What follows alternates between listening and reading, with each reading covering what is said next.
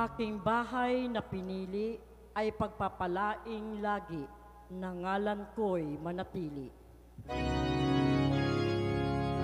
Alleluia, Alleluia, Alleluia, Alleluia, Alleluia, Alleluia, Alleluia.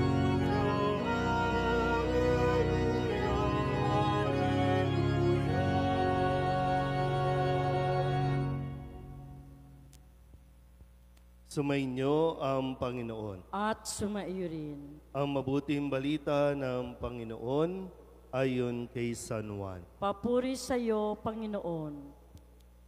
Malapit na ang Pasko ng mga Hudyo, kaya pumunta si Jesus sa Jerusalem. Nakita niya sa templo ang mga nagbibili ng mga baka, mga tupa at mga kalapati, at namamalit ng salapi. Gumawa siya ng isang panghagupit na lubid at ipinagtabuyang palabas ang mga mangangalakal, pati mga baka at tupa. Isinabog niya ang salapi ng mga namamalit at pinagtataob ang kanilang mga hapag. Sinabi niya sa mga nagbibili ng kalapati, "Alisin ninyo rito ang mga iyan. Huwag ninyong gawing palengke ang bahay ng aking ama." Naalaala ng kanyang mga alagad na sinasabi sa kasulatan, "Ang aking malasakit sa iyong bahay ay parang apoy na nag-aalab sa puso ko." Dahil dito'y tinanong siya ng mga Hudyo, "Anong tanda ang maibibigay mo upang patunayang may karapatan kang gawin ito?" Tumugon si Jesus, "Gibain ninyo ang templong ito at muli kong itatayo sa loob ng 3 araw." Sinabi ng mga Hudyo, 46 na taon na ginawa ang templong ito at itatayo mo sa loob lamang ng 3 araw? Ngunit ang templong tinutukoy ni Jesus ay ang kanyang katawan. Kaya't nang siya'y muling mabuhay, naalaala ng kanyang mga alagad na sinabi niya ito, at naniwala sila sa kasulatan at sa mga sinabi ni Jesus.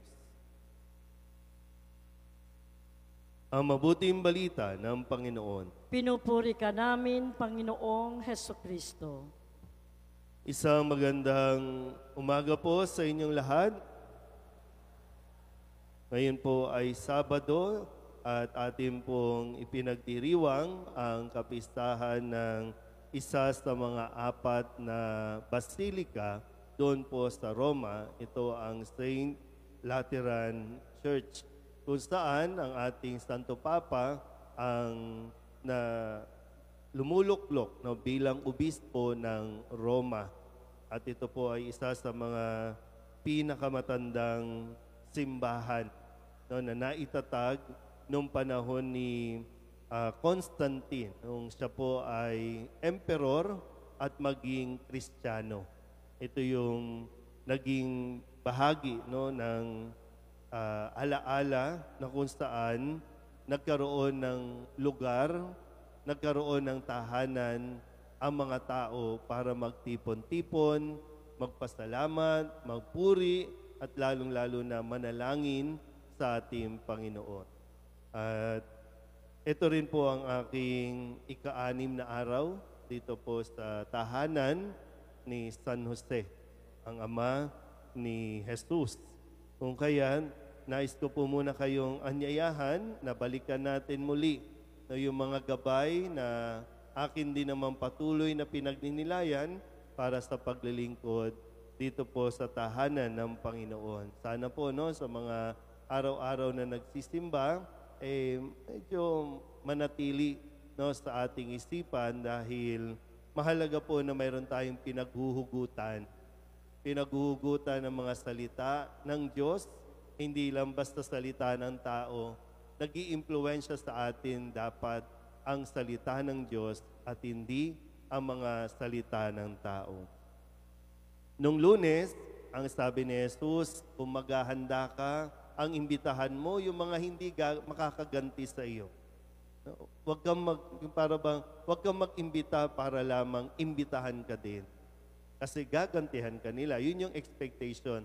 Kaya ang sabi ni Jesus nung Lunes, gagantihan ka ng Diyos sa muling pagkabuhay ng mga banal. Kaya sabi, ang imbitahan mo yung mga pilay, mga pingkaw, mga pulubi. At hayaan mo ang Diyos ang gumanti sa iyong kabutihan. Noong Martes, ang sabi naman ni Jesus, mapalad ang makakasalo sa hapag ng tahanan o kaharian ng Diyos. Tingnan po, no? Hindi matik, no, na nagsisimba tayo, makakapasok tayo sa langit. Kaya nga laging susuriin. Pero ang sabi doon, no, mapalad kung tayo ay makakasalo sa kaharian ng Diyos. Noong Miyerkules, ang sabi naman sa atin, hindi maaring maging alagad ko ang sinumang kung hindi niya tatalikdan ang lahat sa kanyang buhay. Kaya nga yung tinatanong, no, alin ba yung pinakamahalagang utos?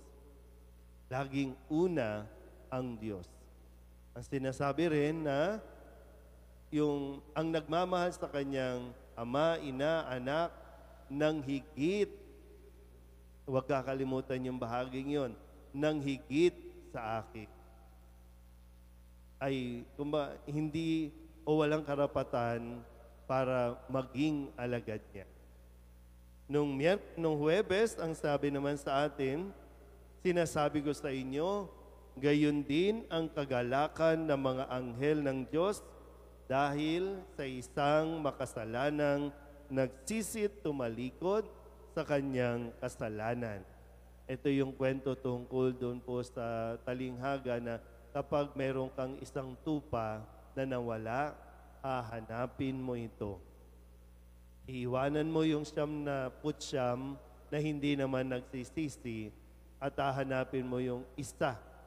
Ganon kahalaga sa Diyos ang isang tao, kahit isa lang, basta't ito ay nagsisisi sa kanyang mga kasalanan.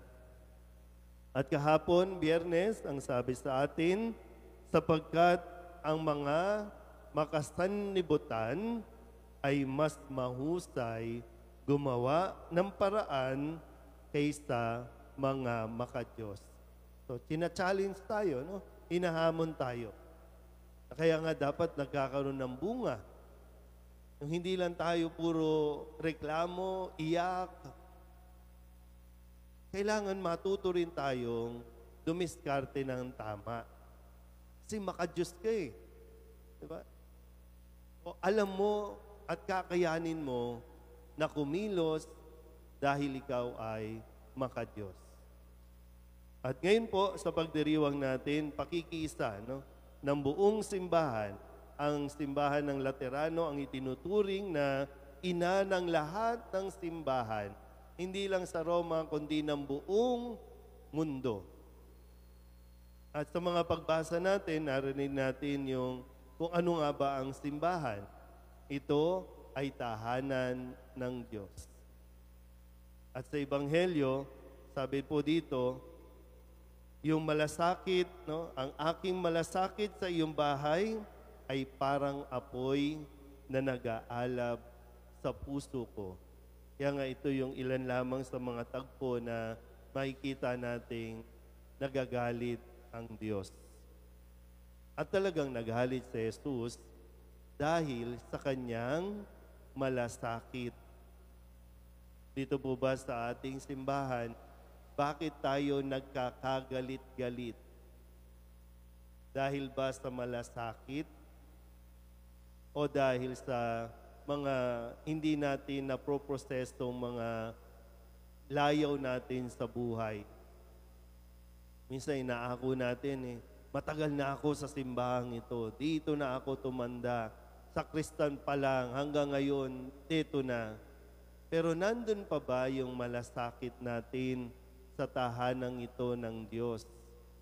Nandun pa ba? O mas na pinaggugugulan natin yung away-away, minsan posisyon lang, pinagtatalunan natin, pinag-aawayan natin.